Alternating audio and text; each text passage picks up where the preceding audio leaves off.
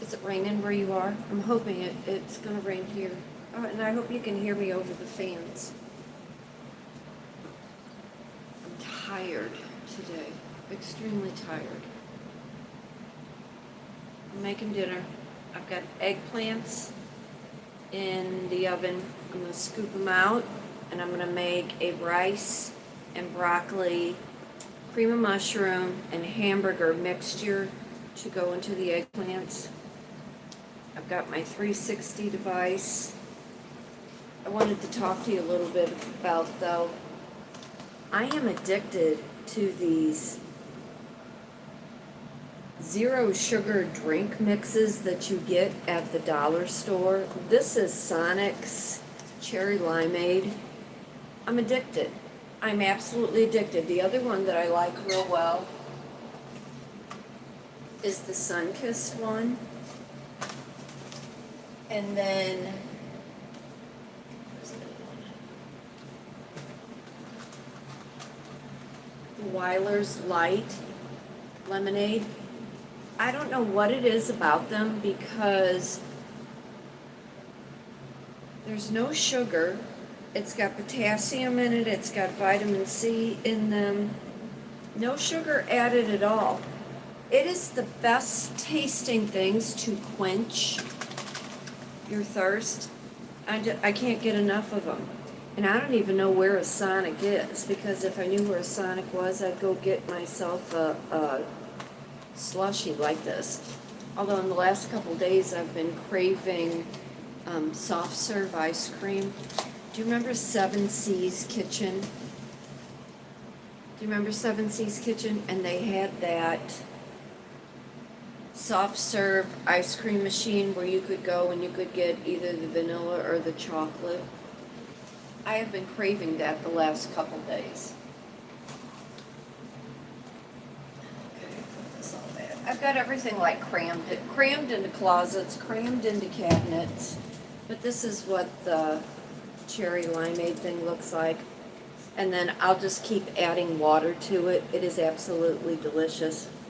I have all the comments turned off. At some point, I'll be brave enough to put the comments back on. But I'm trying to get in the mood to make dinner here.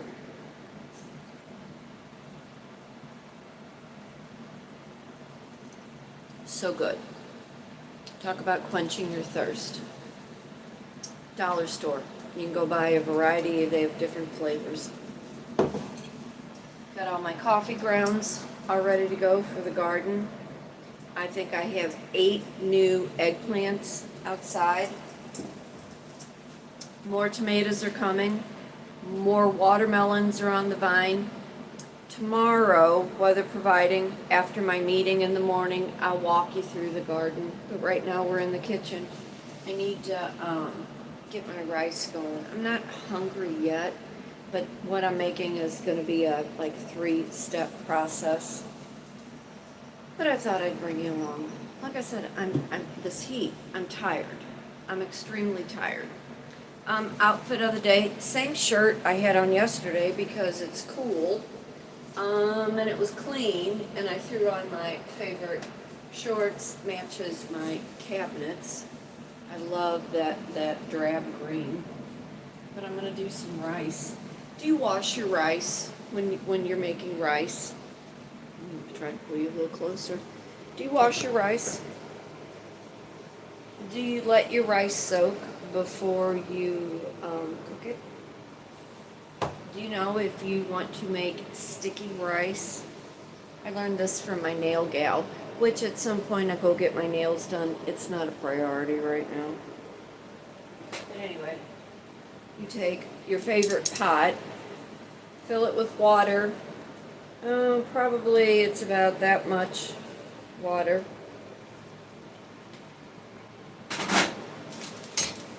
Take your favorite rice, pour in till you're about, I don't know, 1 knuckle deep in there.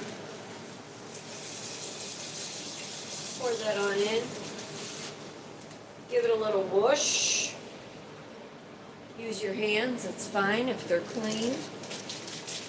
Then you're gonna let that set for 20 minutes in that water before you even turn it on. You can season it, Lola, do not step under there. You can season it with a little salt.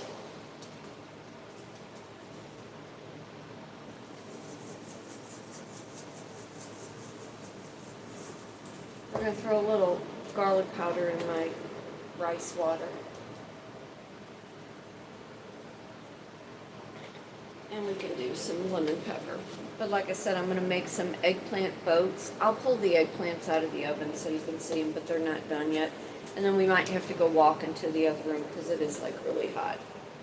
I think I must have 40 fans on because the air conditioners can't keep up with all of this heat. Okay, and we're gonna let that set for 20 minutes. I don't know if you can see it. See that rice in there? Just letting it sit in that water 20 minutes. The eggplants. You oil the bottom of your cookie sheet pan. My device stopped working. Let's see if I can get it to work again.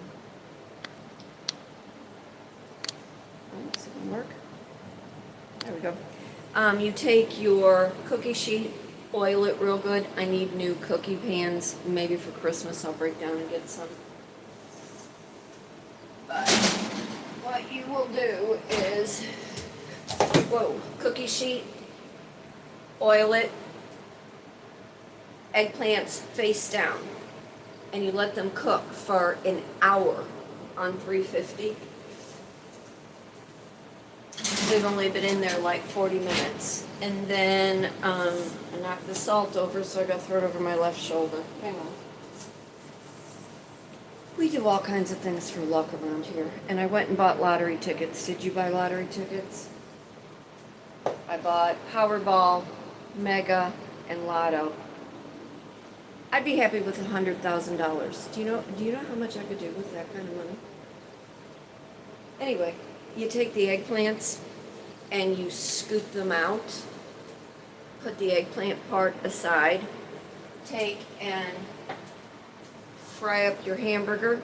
I won't use all of this, I'll use half of it. Mix it with your rice. Then, got it over there because it's still frozen. Then take your cream of mushroom soup. Take some broccoli. Do not knock that over, Lola. Dogs are right under my feet, go figure. Take this and some broccoli, chop it all up, mix it all together with your hamburger, your rice, cream mushroom, your eggplant, and then you scoop it back in. Top it with cheese, and then you bake it for, I don't know, half hour till all the cheese melts and you've got a nice crusty part of cheese over it. But that's what's for dinner. I still have eggplant parmesan in the refrigerator. We finished off the swamp potatoes today. I still have mustacholi in the refrigerator, and I told the kid that this weekend, okay, we gotta go in the other room. It's just like way too hot in here. Hang on. Let's go in here. Ooh, dogs, move. Which way do I want to take you? Let's go this way. I told the kid this weekend I was going to do ribs. Sam, the cooking guy, hold on. My maze of a house here. Let's get situated. Sam, the cooking guy, had a recipe for, hang on, we're going to lower this. For peach jalapeno barbecue sauce. Hang on. It's the fun about going live. You do all these things. I didn't think this all the way through. There we go. We can try that. Anyway, you take peach jam, jalapenos, barbecue sauce, some banana peppers, and you create a glaze to go on the ribs. So I think that's what I'm gonna do. Hold on a minute, I gotta show you something. Lola, do not knock this over. Do not. I gotta show you what my neighbors gave me. And they might be on vacation, because there was a whole bag of everything on my porch. Now Hank's right there. Hank, stop. Leave it alone. But I gotta show you something. Hang on, don't go nowhere.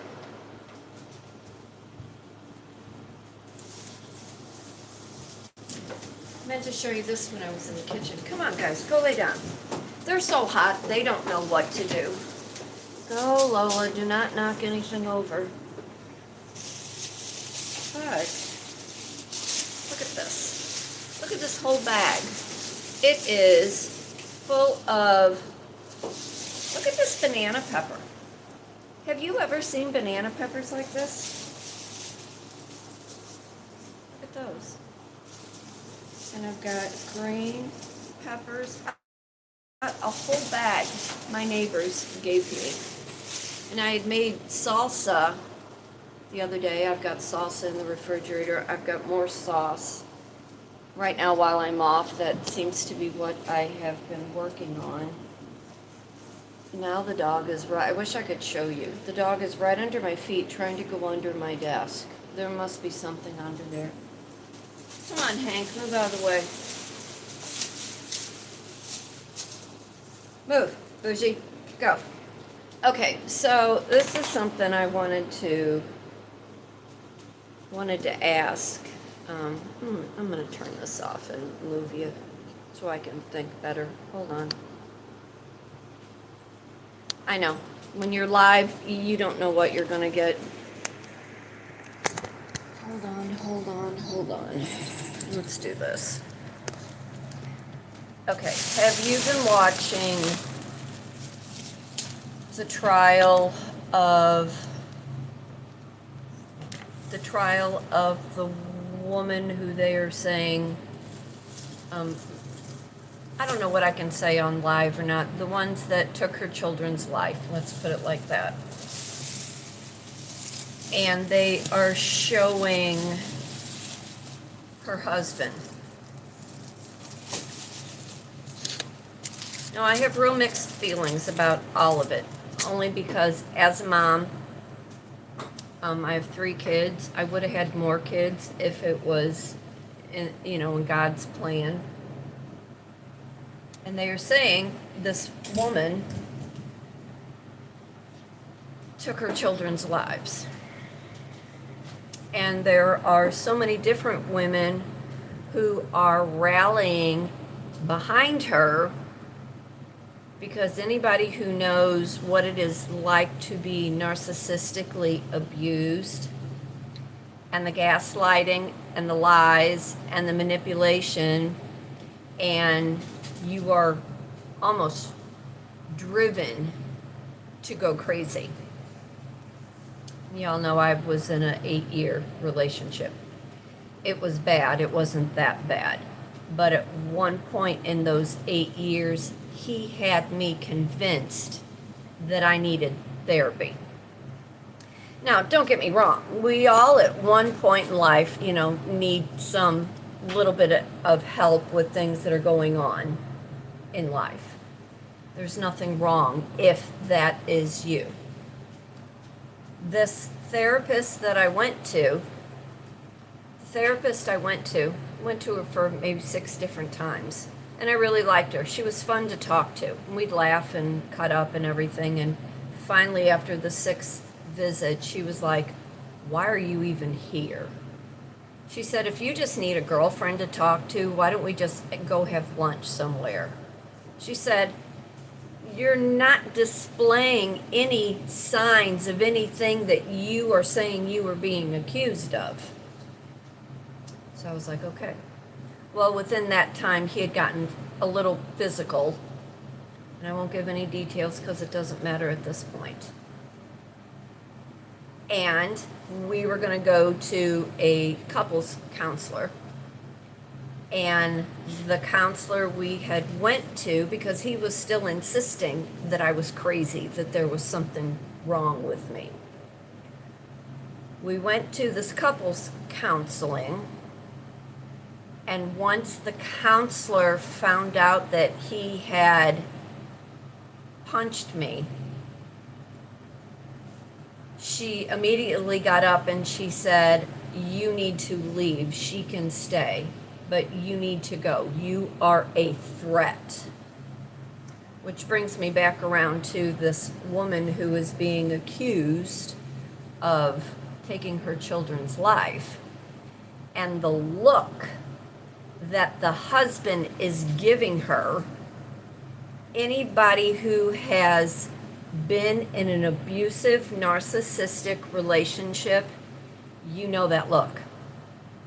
If eyes could go black, the pupils of their eyes, there's this distinct look when a narcissist is losing control. Now, in my case, it never, needless to say, never, thank God, got to anything detrimental. And by the time I was leaning out of that relationship, I had a variety of health issues due to that relationship.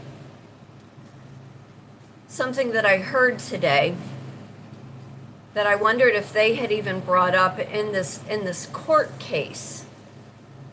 Because with a narcissist, as much as they want a life outside of the relationship that you have with them, they will not leave the relationship due to some form of comfort, and they will make sure, because they can't leave that relationship, although they're already in another, situationship with somebody else, creating that same pattern, they will do everything in their power to try to maintain control within the relationship, whether it be stalking, whether it be having flying monkeys, whether it be isolation, convincing family members, or some uproar in some scene, making some scene where your friends no longer want to be a part of your life because they don't want to be associated with that person because of the manic highs and lows. So I wonder if during this court hearings, and today they were talking about autopsies, and I had to completely turn it off. Like I said, I am all about babies. I am all about kids. I am all about that family dynamic. And anything when it comes to hurting or harming a child, and you are being driven to madness, when do the courts start recognizing the source in which you are being driven to that point? And then combine that with postpartum depression, being narcissistically abused, being convinced there is something wrong with you when hormonally you can't get a grip. Now, luckily with my 3 kids, I didn't suffer from any of that. I didn't. I was kind of amazed, because I know in my earlier years, I would get sad, like seasonal depression, and I don't get depressed now at all. It's just like life's too short. I have more value with who I am. And if something is really getting me down, I go take a walk or go do something physical, or I'll do a video and I will talk about it. I will write about it. Even in the book that I wrote, when she was working on her career, she was a journalist, and he was making fun of her job, and he was jealous of the life that she had and the life that she was putting together when his life was crumbling due to the circumstances that he created for himself. That's the other thing. In this narcissistic relationship, are they looking at who's the victim in the situation And then who's trying to be the hero in the situation? And they said by the time that the police had come along, he was just sitting on the couch while she was dangling out a window. None of it makes sense. None of it. Or here in Missouri, right on the other side of the river, there was the guy, and I can't think of his name, but he had taken the lives of his two little girls, had taken the life of his wife, and he had already was in another relationship. And instead of like combating the situation that he was actually in, he thought if he got rid of the situation, it no longer would matter, or any of that would no longer linger or exist. Now, I think in my particular case, he would just show up, knowing that it was going to cause detrimental harm. There was no clear breakup. He just disappeared and then had somebody move in his house, and everybody knew that he was involved with somebody else having this woman in his house, but yet he would show up on my job site like nothing was wrong. And he would be this great guy in front of everybody, but everybody not knowing what went on behind closed doors. And in this particular case, in this court case with this woman who they are accusing her, there are so many outside extenuating circumstances that I pray that they are looking at, and how narcissistic abuse needs to be put on the domestic violence register, and professionals need to be more aware of how that harm comes out in different avenues. So today, while I have my meeting tomorrow morning, I'm trying to cook, I'm trying to do all the things, that I do in my normal day-to-day life. But I kind of felt like I wanted to come online and just see where everybody who is following this, are they understanding the detrimental damage that comes along being in that kind of relationship. It's just very sad. It's very disheartening. And for anybody who's a mom, anybody who loves her babies, that is the last thing any of us want to do, is harm anybody, ourselves, our children. But when you are driven to a point where you are made to believe that you are crazy or that something is wrong with you because somebody is trying to gaslight and manipulate the situation, the red flags, there has to be a way to detect all of it. There has to be a way so this kind of thing never ever happens again. And I know so many people are praying for this young woman, and honestly, I hope they get to the bottom, and if it is him, I hope they hang him by his toes, and I hope they make an example out of him so other narcissistic human beings will understand the repercussions and the consequences that come when you are driving somebody crazy and you are trying to make them feel bad about who they are or what they do or how they're trying to, be a better individual than that person who can't get outside of that deviant evil. But I'm sitting here right now. I'm going to go cook my dinner. I just wanted to touch base, real quick. I am up to 903 subscribes.